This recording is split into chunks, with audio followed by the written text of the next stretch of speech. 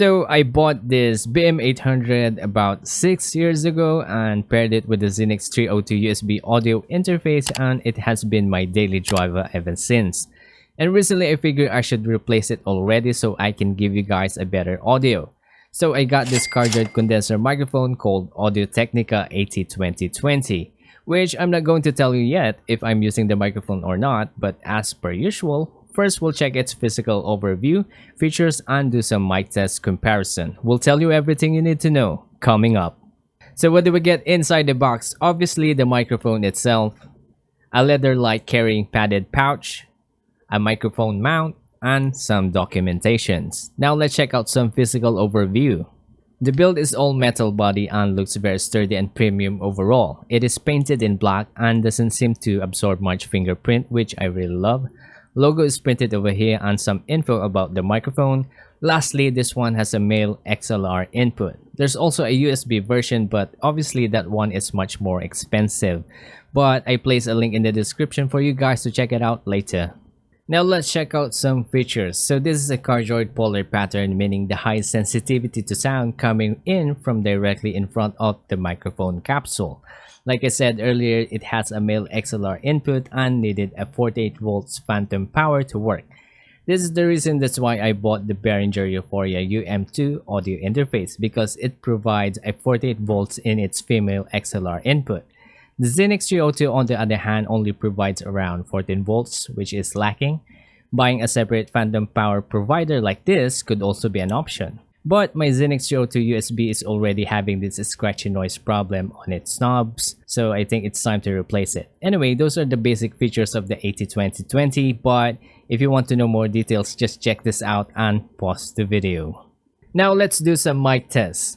So from the very beginning of the video, I'm already using the AT2020 with the Behringer u-phoria audio interface with post-processing. But before I let you hear the raw audio output, I suggest use a studio headphones to hear the accurate sound difference. So let's begin. So this is the raw sound of the Audio-Technica AT2020 with the Behringer u-phoria UM2 audio interface plugged into my PC. Right now I am in my room where I usually record with the very noisy air condition, as you can hear, but of course we're going to try the noise suppression to prevent those noises going out. So let me know if there is any difference right now. So this is the sound of the Audio-Technica AT2020 with the Behringer u-phoria UM2 audio interface in a room environment with noise suppression on. Check 1 2 3 4 sound check mic test 1 2 3 4.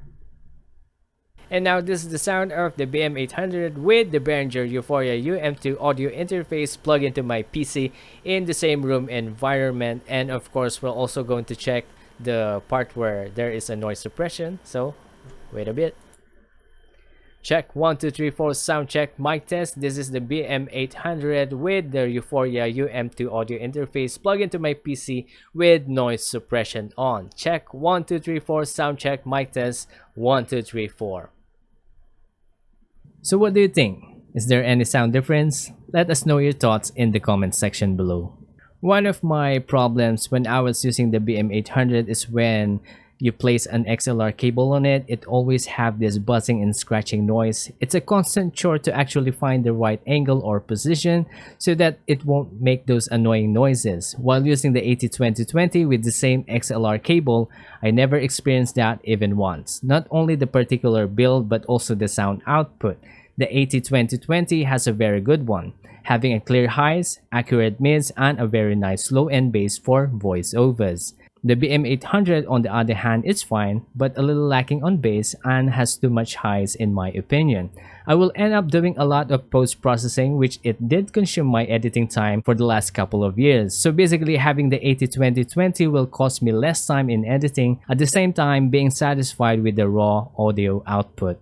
So is it worth the upgrade? Definitely yes. I do recommend this microphone to everyone who's planning to upgrade from a BM800. There's also a USB version of this, so you won't be needing an audio interface. If you want one today, I place some link in the description for you to check it out. If you think this is not for you, then check out the other condenser microphone review we have on your screen. So that's it guys. Thanks for watching. We'll see you in the next one.